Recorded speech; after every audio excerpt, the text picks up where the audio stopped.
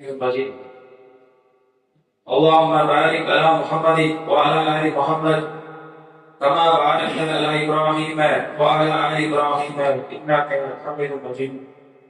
வான்போதும் அனைவருக்குரிய இந்த மார்க்க விளக்க பயண நிகழ்ச்சியில் நாம் எல்லாம் அமர்ந்திருக்கின்றோம். கனிமிக்க எல்லாம் வல்ல அல்லாஹ்வின் நல்லடியார்களே, அருமை சகோதரர்களே, அல்லாஹ் சுப்ஹானஹு வ தஆலா வாழ்கின்ற வாழ்க்கையை அல்லாஹ்வுடைய திருப்தியோடு நடந்து கொள்ளவும்,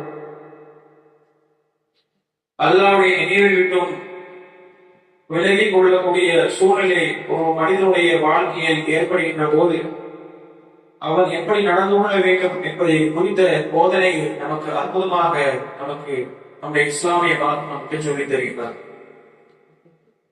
ஒரு மனிதனுடைய வாழ்க்கையில் ஏற்படுகின்ற துன்பத்திலும் இன்பத்திலும் அவன் எப்படி இந்த உலக வாழ்க்கையில் எதிர்கொள்வார் என்பதை குறித்து நமக்கு போதனை செய்கிறேன். இந்த உலக வாழ்க்கையில் அவன் அனுபவிக்கின்ற துன்பம், அந்த துன்பமானது நிரந்தர துன்பமாகவும் அல்லாஹ் இந்த உலக வாழ்க்கையை அமைக்கவில்லை. ஒரு மனிதன் இந்த உலகத்தின் நிரந்தர இன்பத்தில் திகழ்வான் என்று சொன்னால் அதற்கும் உகந்ததாகவும் அல்லாஹ் இந்த உலகத்தை படைக்கவில்லை. நிரந்தர இன்பமோ நிரந்தர துன்பமோ அது இந்த உலகத்தை சார்ந்ததில்லை. நிரந்தர இன்பம் உண்டு, அதுதான் சொர்க்கம். நிரந்தர இன்பம் உண்டு, அது சொர்க்கம் என்றால் சொல்லப்படுகின்றதோ, நிரந்தர துன்பத்திற்கும் அல்லாஹ் வைத்திருக்கின்றார் இந்த உலகம் அல்ல, அதுதான் நரகம். இன்பமும் துன்பமும் கலந்ததுதான் இந்த உலகம். ஒரு மனிதன் இந்த உலகத்திலே நிரந்தர இன்பத்தை விரும்புகின்றார் என்று சொன்னால், நான் இந்த துன்பத்தை கடந்து அதை தாண்டி சென்று விட்டேன், நான் இன்பதோடு தான் இந்த உலகத்திலே நிரந்தரமாக வாழ்க்கை என்று சொன்னால், ஒன்று அவனுடைய அறியாமை, இரண்டாவது அல்லாஹ் அவனை கொஞ்சம் கொஞ்சமாக பிடித்துக் கொண்டிருக்கின்றார் என்பதுதான் அர்த்தம். நபிகள் ஸல்லல்லாஹு அலைஹி வஸல்லம் அவரிடத்திலே ஒரு மனிதர் வருகின்ற போது அவனிடத்திலே கேட்கப்படுகின்றது,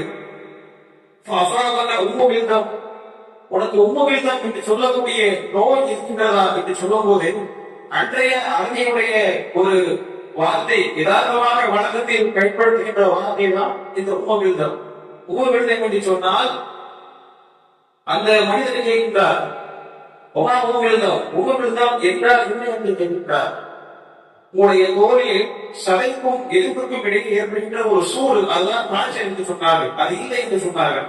சுறா, உங்களுக்கு தலைமுறை இருக்கின்றதா என்று சொல்லும் போது அப்படின்னா என்ன கேட்கிறாரு. அப்போ ரசூலா சொல்றாங்க, உங்கள் மூளையில் நரம்பில் அசைவை ஏற்படுத்தக்கூடிய ஒரு சிறிய காய்ச்சல் என்று சொன்னாங்க. அதுதான் தலைமுறை.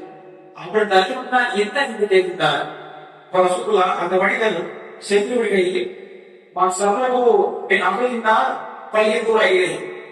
நீங்கள் நரகவாதிகளை பார்க்கிறீர்கள் என்று சொன்னால் இந்த மனிதரை பார்த்துக் கொள்ளுங்கள். அப்போது ஒரு மனிதனுக்கு இந்த காய்ச்சல் தலைவலி வருவது என்பது ஒரு சாதாரண ஒரு நிகழ்வு, திரும்பவும் கொடிய நோய் அல்ல. மனிதனுக்கு ஒரு பேசிக்காக ஒரு விஷயம் என்ன, இந்த காய்ச்சலும் தலைவலியும். அதுவே இந்த மனிதனுக்கு வணங்கினே என்று சொன்னால் அல்லாஹ் அவருடைய பாவங்களை மன்னிக்க விரும்புகின்றார். சகோதரர், இது நம்ம என்ன போதனை செய்கின்றது.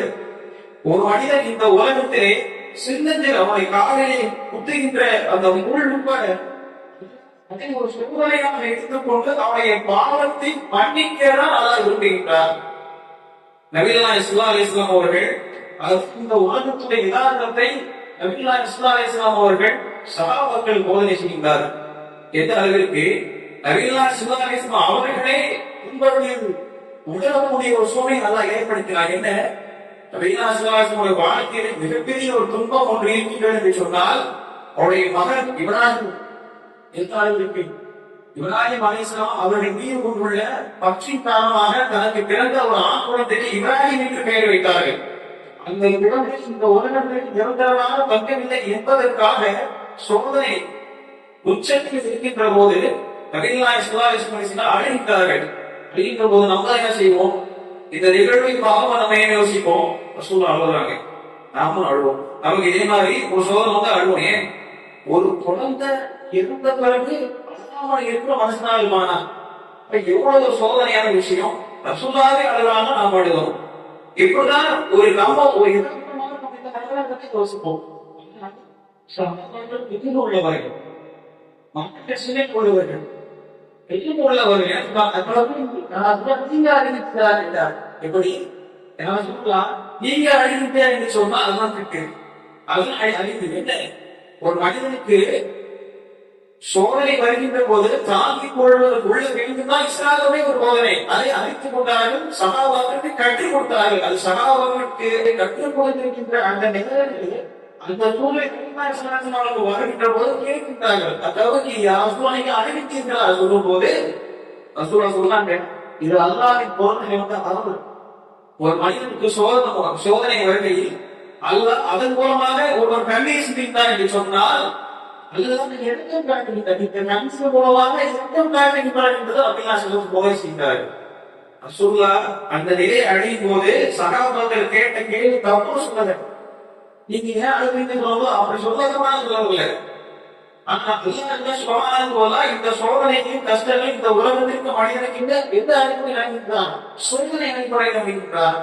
இந்த அடிப்படையில் ஒரு மனிதன் எப்படி அவன் நடந்து கொள்ள வேண்டும், எப்படி அதன் மூலமாக அவன் படிப்படியை பெற வேண்டும் என்பதுதான் அவர் அமைக்கின்றார்.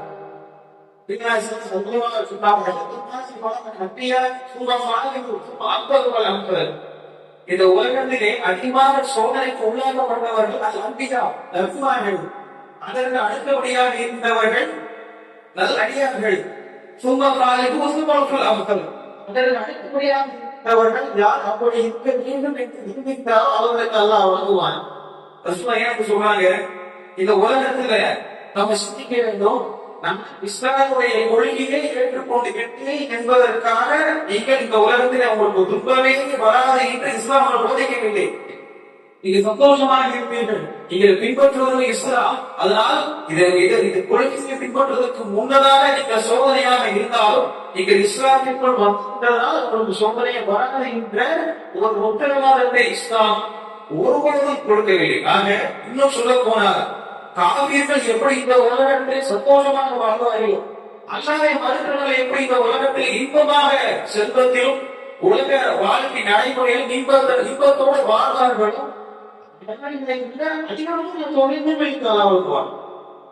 எந்த அளவிற்கு பொருந்தி கொள்ளக்கூடிய அளவிற்கு இல்லாமல் தன் நெல்லில் தாண்டி போகக்கூடிய அளவிற்கு அதிகமான சோதனை அந்த யாருக்கு வழங்குவான்? பூமிகளுக்கு வழங்குவான். எதற்கு வழங்குவான்? எதற்காக வழங்க வேண்டும்? பூமியினுடைய பாவங்களை மன்னிக்கதான் அல்ல விரும்புகின்ற எந்த அளவிற்கு சொல்லப்படுகின்றது? ஒரு மோமியினுடைய கால்களை குத்துகின்ற அந்த அவனுடைய பாவத்தை, பூமியினுடைய பாவத்தை எல்லாம் மன்னிக்கின்றார். இப்ப எந்த அளவுக்கு சொல்லப்படுகின்றது? இன்றைக்கு பார்க்கிறோம், ஒரு சின்ன ஒரு கஷ்டமும் சோதனை வந்துவிட்டு அப்படி சட்டை எப்படி ஜாகிரிய காலத்துல வாழ்ந்த அந்த வார்த்தையை கூறிக்கொண்டு எப்படி பாதகமே தடுத்து இந்த மாதிரி அல்லாஹ் ஒருத்தர் இருந்தா என்ன அந்த சோதனை கொடுப்பான்? எப்படிப்பட்ட பெரிய வார்த்தை, ஷிர்க் குஃப்ரான வார்த்தை. அல்லாஹ் ஒருத்தர் இருந்தா எனக்கு இந்த கஷ்டத்தை கொடுப்பான், இந்த கஷ்டத்தை கொடுக்குமே சோதனைக்கு அல்லாஹ் இருக்கிறான். இப்படிப்பட்ட கஷ்டத்தை கொடுக்க மாட்டான். ஆனா இப்படி வந்து விட்டது என்று ஜாகிரிய அந்த அறியாமை காலத்து அந்த வார்த்தையை கூறிக்கொண்டு சட்டையை பிரித்துக் கொண்டு கண்ணத்தை அணிந்து கொள்பவர்கள் என்னைய சார்ந்தவர் அல்ல என்று தமிழா சொன்னார்கள். அறியாமை காலத்தில் வார்த்தைகளை கூறிக்கொண்டு சட்டையை பிடித்துக் கொண்டு கண்ணத்தை அணிந்து கொள்பவர் எதனால் ஆகிறாங்க? சோதனையுடைய உச்சம், கஷ்டத்துடைய உச்சம். நீங்க பாருங்க, சமுதாயத்துல மற்ற சமுதாயத்தை காட்டிலும் இந்த இஸ்லாமிய சமுதாயம் எப்பொழுதோ மேன்மை அடைந்து விடுகிறது. அல்லாஹ் இந்த இஸ்லாமிய இந்த உலகத்திற்கு அனுபவம் செய்வதற்கு ஆரம்பத்தை மேன்மை கொடுத்துட்டான். எந்த அளவுக்கு இந்த இஸ்லாமியதான் இந்த நிறைவேற்ற நிலை என்பது பொதுவாக இருக்கின்றது. இந்த ஆய்வுடைய மற்ற மொழியில மற்ற சமுதாயத்தை சார்ந்தவர்கள் எப்படி தன்னுடைய வாழ்க்கையுடைய சோதனை அணுகின்றார்களோ அடைந்த சோதனையுடைய உச்சத்தை அடைவது. அதன் மூலமாக நீங்க பாருங்களேன், சமுதாயத்துல தன்னை வருத்தி கொண்டு தற்கொலை செய்யக்கூடிய அளவிற்கு செல்கின்ற ஒரு சூழ்நிலை எதனால் ஏற்படுது? சோதனையால் ஏற்படுவது இல்லை, கஷ்டத்தால் அனுப்புவதில்லை. சோதனையுடைய உச்சம், கஷ்டத்துடைய உச்சம் எனது விரக்தி. விரக்தி நிலையை தாண்டி போகும்போது அவன் எண்ணிக்கொள்வான், இனிமேல் இந்த உலகம் எனக்கு தேவையில்லை, இந்த உலகத்தில் மக்கள் எல்லாம் என்னை புறக்கணித்து விட்டார்கள், எப்படியெல்லாம் வாழ்றாங்க, எப்படியெல்லாம் சந்தோஷமாக வாழ்ந்தார்கள், என்னை கைவிட்டு விட்டார்கள் என்று தன்னை வாய்த்துக் கொள்கின்றாரே. இது மற்ற சமுதாயத்தை விட இஸ்லாமிய சமுதாயத்தில் குறைவாக இருக்கின்றது. எப்படி அல்லாஹ் துன்பத்தையும் சோதனையும் எப்படி அணுக வேண்டும் என்ற அந்த படிப்பினை கற்றுத் தருகின்றார். நபிகள் ஸல்லல்லாஹு அலைஹி வஸல்லம் அவர்கள் எந்த அளவுக்கு நமக்கு போதனை செய்கின்றார்கள்? ஒரு மனிதனுடைய வாழ்க்கையில் ஏற்படுகின்ற சோதனையும் கஷ்டத்தையும் ஒரு மனிதனால் எப்படி அணுகுவான்? நீ வாழ்க்கையில் உள்ள இந்த சோதனையும் கஷ்டமும் அல்லாஹ் இதன் மூலமாக எனக்கு நலனை காட்டுகின்றான் என்பதைத்தான் ஒரு மனிதன் ஏற்பவான். மூசா அலைஹிஸ்ஸலாம் உடைய ஒரு வரலாற்று செய்தி. மூசா அலைஹிஸ்ஸலாம் அவர்கள் குழந்தையாக இருக்கின்ற போது ஒரு கட்டளை வருகின்றது. என்ன கட்டளை வருகின்றது? இந்த குழந்தையை ஒரு சின்ன ஒரு பெட்டியில் வைத்து ஆற்றிலே விட வேண்டும் என்ற ஒரு சோதனை. சோதனைக்கு உச்சத்தில் என்ன நடக்குது? அந்த தாய்மார் அந்த தாய்மார் என்ன செய்கின்றார்கள்? அந்த குழந்தையை அந்த ஆற்றிலே விடுகின்றார்கள். அண்ணன் அந்த ஆற்றை விட்ட பிறகு ஒரு தாயத்தை உள்ள எப்படி பாடுவோம்? அவருடைய குழந்தைய கையில ஏதாவது ஒரு சின்ன ஒரு குண்டூசி குத்துனா கூட அந்த அளவுக்கு வேதனை ஒரு தாய். ஆனால் அந்த குழந்தையை அல்லாஹ் கட்டளையிட்டால் ஆட்சியை விட வேண்டும் விடுகின்றார்கள். இப்ப இறுதி என்ன நடக்குது? அந்த வேதனையுடைய விஷயம் போக மாட்டேன். சோதனையில் அதிகமாக கடைசி என்ன ஆகும்? கொண்டு அப்படின்னா என்ன இருக்கும்? இந்த தனக்கு எடுத்த இந்த சோதனை என்பது யாருடைய சோதனை விரும்புவான், யாரையோ எடுத்து சொல்லுவாங்க, நான் குழந்தைய ஆட்சியை விட்டுவிட்டேன் என்று ஒரு எண்ணம் ஏற்படும். சொல்ல முனைந்து விட்டார் என்று வரலாற்று சொல்ல திருமலை வசனம் என்ன சொல்லப்படுகின்றது? அந்த தாய்மார் அந்த தந்தை செய்து மக்களுக்கு வந்து சொல்ல வேண்டும் என்று முனைந்தால் நான் அவை கல்விக்கு கற்றுக் போட்டோம், சொல்லக்கூடாது என்று சொன்னோம். கடைசி என்ன தெரியுமா? அந்த குழந்தை யாரையும் செல்லக்கூடாது, எந்த குழந்தை இந்த என்னுடைய சமுதாயத்திற்கு பிறந்தால் உயிரோடு கொள்கை என்று சொன்னாலும் அந்த பிறவுடைய அந்த அரண்மனைக்கு அந்த குழந்தை சென்றது. அந்த குழந்தையுடைய நிலையை பார்த்த பிறகு பிறவுடைய மனைவியாக இருக்கின்றவர்கள் கேட்கின்றார்கள், இந்த குழந்தையை நாம் வைத்துக் கொள்வோம், நாமே வளர்த்துக் கொள்வோம். ஆனால் அல்லாஹ் என்ன செய்கின்றார்? அந்த தன்னுடைய தாய், அந்த குழந்தையுடைய தாய் எந்த தாயுடைய அந்த மார்பகத்திலும் பால் குடிக்காத அளவிற்கு ஒரு நிலையாக ஏற்படுத்தினார். இது என்ன? அல்லாஹ் பிறவுடைய வாயிலை சொல்ல வச்சான். என்ன சொல்ல வச்சான்? இந்த குழந்தையை பொறுப்பேற்கக்கூடிய, பொறுப்பாக வளர்க்கக்கூடிய ஒரு குடும்பத்தை நான் சொல்லித்தரவா என்றால் கேட்க வைத்தான். இதுதான் என்ன ஆச்சு? அந்த குழந்தையை அந்த தாயிடத்திலே நாம் கொண்டு சேர்ந்தோம் என்றால் அந்த திருக்குறளை வசனத்தை சொல்றோம். அல்ல இந்த வரலாறு செய்தி நமக்கு இந்த பாடலை என்ன தருது? அல்லாஹ் நமக்கு வாக்குறுதியை அளித்தால் அந்த வாக்குறுதியை மீற மாட்டான் என்பதுதான் இந்த வரலாறு செய்தியுடைய ஒரு மிகப்பெரிய ஒரு சாராம்சம். அன்றைக்கு சொல்லி இதே போன்றுதான் ஒரு மனிதன் இந்த உலகத்தில் வாழ்கின்ற போதே அவன் கையேந்து அல்லாஹ்விடத்தில் துஆ செய்கிறான். யா அல்லாஹ், என்னுடைய சோதனையை போக்கு, என்னுடைய சோதனையை போக்கு என்று அல்லாஹ்விடத்தில் கையேந்து துஆ செய்தால் கையேந்துகின்ற அடியானை அல்லாஹ் அனுப்ப மாட்டான். எப்படி? அல்லாஹ் தன்னை குறித்து அறிமுகம் செய்து அவர் ரஹ்மான் என்று சொல்கின்றார், அவர் ரஹீம் என்று சொல்கின்றார், அளவற்ற அல்லாஹ் என்று சொல்கின்றார், நிகழற்ற அன்புடையன் என்று சொல்கின்றார். அப்படி தன்னை நாடி வந்த தன் அடியானுக்கு எப்படி நாம் என்ன நினைச்சிருக்கோம்னா, இன்றைக்கு நான் பிரார்த்தனை செஞ்சா நாளைக்கு நிறைவேறும் நினைக்கிறோம். அவனுடைய சொன்னால் அவன் என்ன செய்யறான்? நான் அல்லாஹ்விடத்தில் கேட்டோம், நடந்து விட்டேன், முகையின்றோம், அல்லாஹ் நிறைவேற்றவில்லை. இது என்னாகும்? அல்லாஹ்வின் மீது கொண்டுள்ள அந்த நம்பிக்கையில் என்ன செய்கின்றார்? மாறு செய்கின்றார். அவர் அல்லாஹ் சொன்ன புதியா இவ்வாறு அஸ்ரஃபு அலா அன்ஃபுஸிஹிம் லா தக்னது மின் ரஹ்மத்தில்லாஹ், தனக்கு தானே அநீதி இழைத்த என்னுடைய அடியார்களே, அல்லாஹ்வுடைய அந்த அருளில் நீங்கள் நம்பிக்கை இழக்க வேண்டாம். இன்னல்லாஹ யக்ஃபிரு துனூப ஜமீஆ இன்னஹு ஹுவல் கஃபூர் ரஹீம். அல்லாஹ் உடைய அனைத்து பாவங்களையும் மன்னிக்கின்றான். தன்னை நாடி வருபவர்கள் தன் மீது ஒரு கோரிக்கை வைக்கின்ற போது நிராசை அடைய வேண்டாம் என்று அல்லாஹ் சொல்றான்.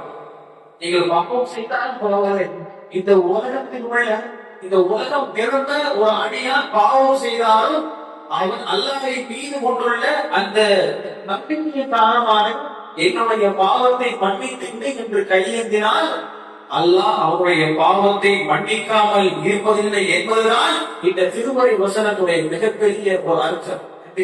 வரலாற்று செய்தியை பார்க்கின்றோம். இஸ்ரேல் சமுதாயத்துல ஒரு அடியார் இருந்தார். அந்த அடியார் என்ன செய்கின்றார்? அல்லாஹ்வின் மீது கொண்டுள்ள பாவங்களை அதிகமாக செய்த பாவத்தை செலுத்த அடியார் என்ன செய்கின்றார்? அல்லாஹ்வின் மீது கொண்டுள்ள அந்த வகையின் காரணமாக தன்னுடைய சந்ததியிடத்திலே தன்னுடைய மகனிடத்திலே சொல்கின்றார். என்ன சொல்கின்றார்? நான் இந்த உலகத்திலே செய்த பாவத்தின் காரணமாக நான் மகனித்தால் என்னுடைய பாவத்தை அல்லாஹ் மன்னிக்க மாட்டான். அல்லாஹ் எனக்கு தண்டனை கொடுக்காமல் இருக்கக்கூடும். அல்லாஹ் முழுவதுமாக அந்த தண்டனை நிரந்தரமாக ஆக்கக்கூடும். இந்த நிலையிலே வளர்ச்சி கொண்டு அல்லாஹ் மீது பயத்திலே வாழ்ந்த அந்த அடியார், இஸ்ரேல் சமுதாயத்தில் வாழ்ந்த அந்த அடியார் என்ன சொல்கின்றார்? நான் மன்னித்தால் என்னை அடக்கம் செய்யாமல் என்னை எரித்து விடுங்கள். என்னை எரித்து என்னுடைய சாம்பலை காற்றிலே போடுங்கள். அப்படி செய்தா என்ன ஆகும்? அப்படி செய்தா அல்லாஹ் விசாரணை செய்ய மாட்டானா? அல்லாஹ் அந்த துகள்களை ஒன்றாக சக்தி பெற மாட்டானா? அல்லாஹ்